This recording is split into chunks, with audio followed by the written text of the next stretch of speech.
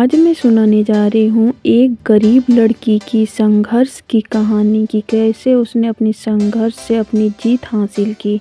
तो चलिए सुनाना स्टार्ट करते हैं। तो एक बार की बात है, एक गरीब औरत थी यानी लड़की थी, उसका नाम सपना था।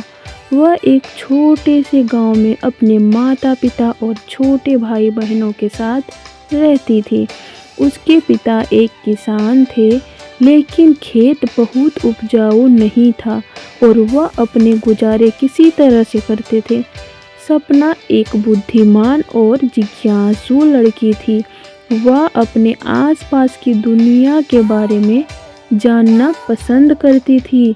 वह एक वैज्ञानिक बनने का सपना देखती थी, लेकिन वह जानती थी कि अपने परिवार की वित्तीय स्थिति के कारण उसे अपना लक्ष्य हासिल करना मुश्किल होगा।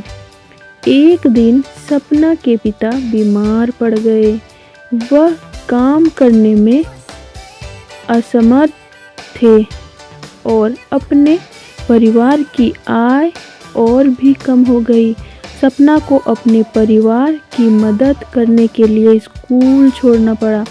सपना ने अपने परिवार का समर्थन करने के लिए कड़ी मेहनत की। उसने घरों की सफाई और खेतों में काम करने जैसा अजीब काम किए।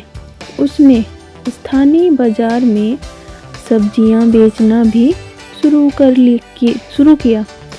अपनी व्यस्त दिनचर्या के बावजूद सपना ने वैज्ञानिक बनने के लिए अपने सपने को कभी नहीं छोड़ा। वह देर रात तक पढ़ाई करती थी और स्थान या पुस्तकालय से किताबें उधार लेती थी। उसने घर पर भी स्वयं से प्रयोग करना शुरू कर दिया।